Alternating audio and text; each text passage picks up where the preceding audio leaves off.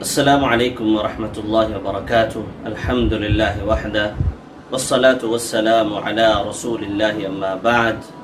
ناظرین کرام، آئیے سماعت فرماتے ہیں آج کی حدیث۔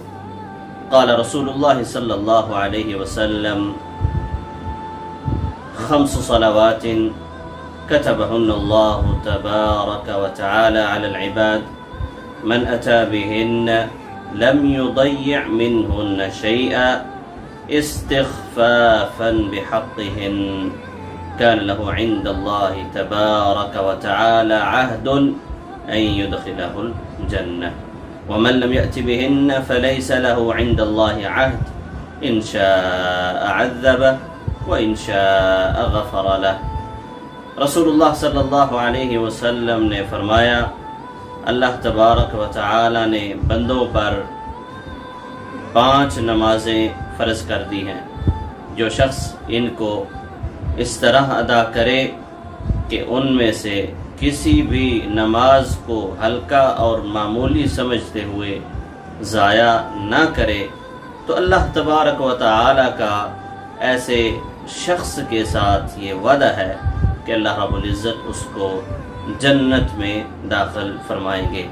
اور جو شخص ان کو اسی طریقے کے ساتھ ادا نہیں کرتا، کچھ نمازوں کو ضائع کر دیتا ہے اور کچھ کو پڑھ لیتا ہے، تو اللہ رب العزت کا ایسے شخص کے لیے کوئی وعدہ نہیں ہے۔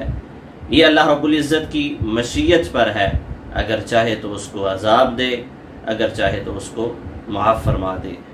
اس حدیث سے ہمیں یہ بات سمجھ آتی ہے کہ جو شخص نماز کو اس کے صحیح ارکان اور اس کی شروط کے مطابق، سنت طریقے کے مطابق ادا کرتا ہے، تو اللہ رب العزت کا ایسے شخص کے ساتھ یہ وعدہ ہے کہ اللہ رب العزت اس کو جنت میں داخلہ نصیب فرمائیں گے۔ اور جو شخص نماز کی قدر نہیں کرتا، اس کو صحیح طریقے سے ادا نہیں کرتا، شروط اور ارکان کا خیال نہیں رکھتا، تو اللہ رب العزت کا ایسے شخص کے ساتھ کوئی وعدہ نہیں ہے۔ یہ اللہ رب العزت کی مشیت پر ہے۔ اللہ رب العزت اگر چاہیں تو اس کو معاف کر دے، اگر چاہیں تو اس کو عذاب دے دے۔